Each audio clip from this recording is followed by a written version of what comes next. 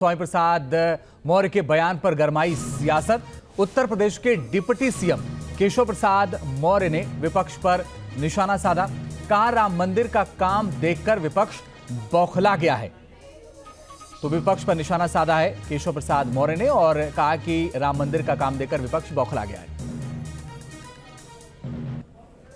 तो अयोध्या में रामलला की प्राण प्रतिष्ठा से पहले अयोध्या कितनी तैयार हो चुकी है और सबसे बड़ी बात यह कि 30 तारीख को एयरपोर्ट का शुभारंभ करने से पहले एयरपोर्ट को लेकर क्या तैयारियां की जा रही हैं, इन सारे मुद्दों पर हम बात करेंगे। तमाम सवालों का जवाब देंगे मेरे साथ उत्तर प्रदेश के उप मुख्यमंत्री केशव प्रसाद मौर्य जी। सर, बहुत स्वागत है न्यूज़ नेशन। धन्यवाद सर। शुरुआत तो इसी से, हर कोई राम भक्त, पूरा विश्व ये जानना चाहता है अयोध्या में तैयारियां निर्माण कार्य की कहां तक पहुंची। देखिए, भगवान श्री राम लला की जन्मभूमि के निर्माण का कार्य तो युद्ध स्तर पे चल रहा है और आज मैं स्वयं भी दर्शन करने के लिए गया था। तो तैयारियां संतोषजनक हैं। तैयारियां जिस स्पीड से होनी चाहिए उस स्पीड से हैं और जिस बात की राम भक्तों को प्रतीक्षा थी वो प्रतीक्षा की घड़ियां भी अब समाप्त हो रही हैं।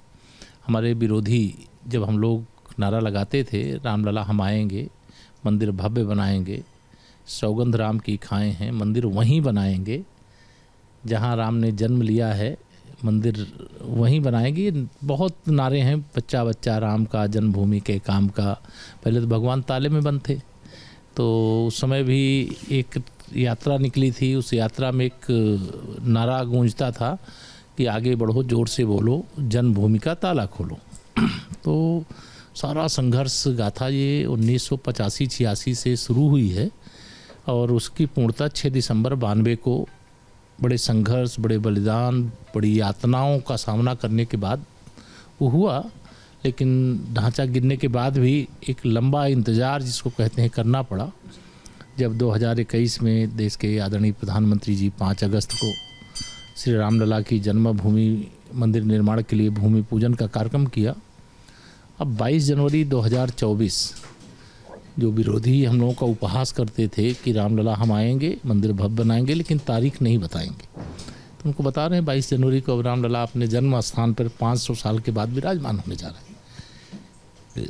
मंदिर के साथ साथ सबसे बड़ी उपलब्धि अगर मैं कहूँ अयोध्या के दृष्टिकोण से, क्योंकि राम के भक्त आपको केवल देश में ही नहीं विदेश में भी मिलेंगे। लोग अयोध्या आना चाहते हैं, इसलिए मर्यादा पुरुषोत्तम श्री राम इंटरनेशनल एयरपोर्ट यह भी बनकर के तैयार है। 30 दिसंबर को माननीय प्रधानमंत्री जी जब आएंगे तो उसे लोकार्पित करने का काम भी किया जाएगा। अयोध्या जो रेलवे स्टेशन है उसका भी विकास मैं अभी देख करके आया हूँ। नो डाउट ऐसा बनाया गया है जिसकी कल्पना की जा सकती है, लेकिन अभी तक ऐसा कोई देश में, एयरपोर्ट से भी बड़ा, हाँ, ऐसा देश में कोई दूसरा मैंने स्वयं नहीं देखा था। देख करके मुझे व्यक्तिगत तौर से अच्छा लगा।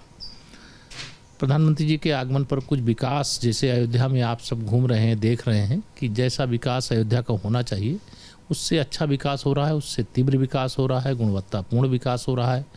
चाहे सरयू मैया के तट पर घाटों का निर्माण हो, चाहे सड़कों का चौड़ीकरण हो, चाहे दुकानों, बहुत बड़ी बड़ी मार्केट घनी आबादी के बीच में उसका भी चौड़ीकरण किया गया है। श्री हनुमानगढ़ी का भी सुधार हो रहा है। जो अयोध्या के अन्य मंदिर हैं उनके भी जीर्णोद्धार के कार्य बहुत तेज़ी से आगे चल रहे हैं। तो मैं यह मानता हूं कि अयोध्या के दृष्टिकोण से जो लोगों की अपेक्षा है उसके अनुरूप माननीय प्रधानमंत्री नरेंद्र मोदी जी के मार्गदर्शन में हमारी डबल इंजन की सरकार दिन रात लगी हुई है। अच्छे से अच्छे परिणाम देने का प्रयास किया जा रहा है।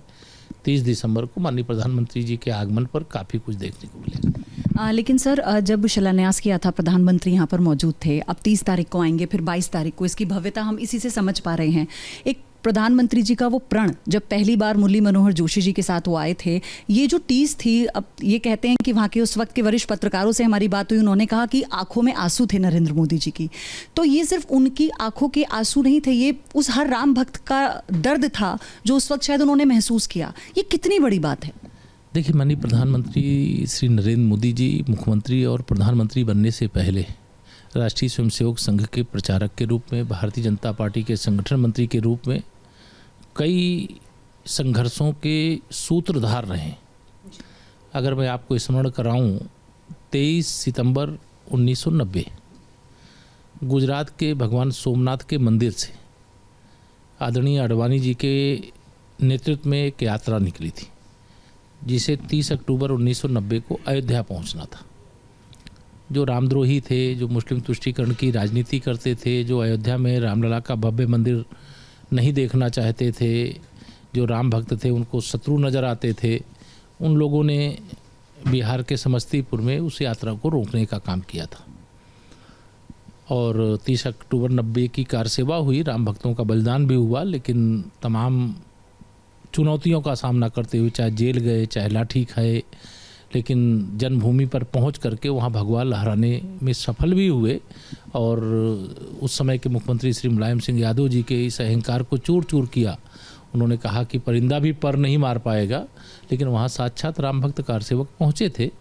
लेकिन आदरणीय प्रधानमंत्री वर्तमान माननीय नरेंद्र मोदी जी, उन्होंने देश के राम भक्तों का यात्रा के माध्यम से भी, संगठन के माध्यम से भी, जो देश के राम भक्तों का दर्द था, जो पीड़ा थी, उसे भी देखा है, जो गुस्सा था उसे भी देखा है, जो आस्था और श्रद्धा थी उसे भी देखा है।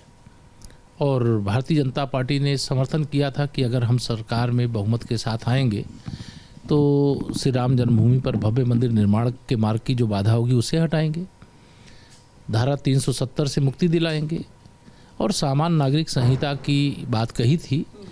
और जब भारतीय जनता पार्टी को माननीय नरेंद्र मोदी जी के नेतृत्व में बहुमत मिला तो आपने देखा है कि रामलला का भव्य मंदिर बन रहा है और धारा 370 का जो बाण चुभा था हर हिंदुस्तानी के सीने पर, वह बाण भी निकाल करके सदा सदा के लिए फेंक दिया गया। देश की सर्वोच्च अदालत की भी मोहर उस पर लग गई है।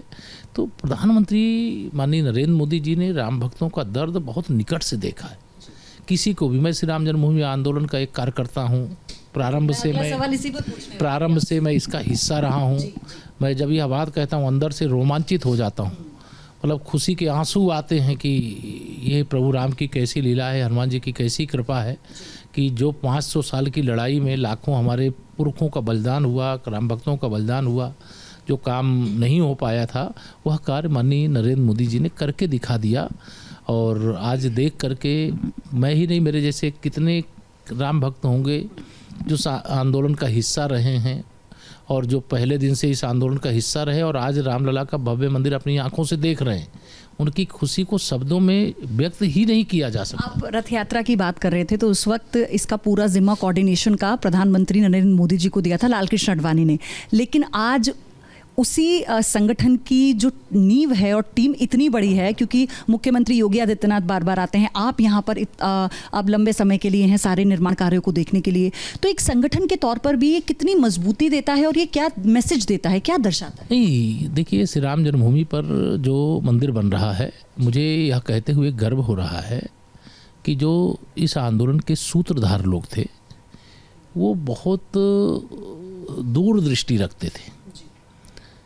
इस देश में मुगल क्यों आए, अंग्रेज़ क्यों आए, भगवान सोमनाथ का मंदिर क्यों टूटा, भगवान श्री राम की जन्मभूमि को क्यों ध्वस्त किया गया, बाबा विश्वनाथ के धाम को क्यों क्षति पहुंचाई गई, और भगवान श्री कृष्ण की जन्मभूमि को और ऐसे कितने अनेक मंदिरों को क्यों नुकसान पहुंचाया गया। तो उसका एकमात्र कारण था, जो भगवान राम की भक्ति करने वाले, भगवान शिव की भक्ति करने वाले, भगवान कृष्ण की भक्ति करने वाले, वो उनको आपस में बांटो और राज्य करो वाले जो लोग थे वो उस समय सफल थे।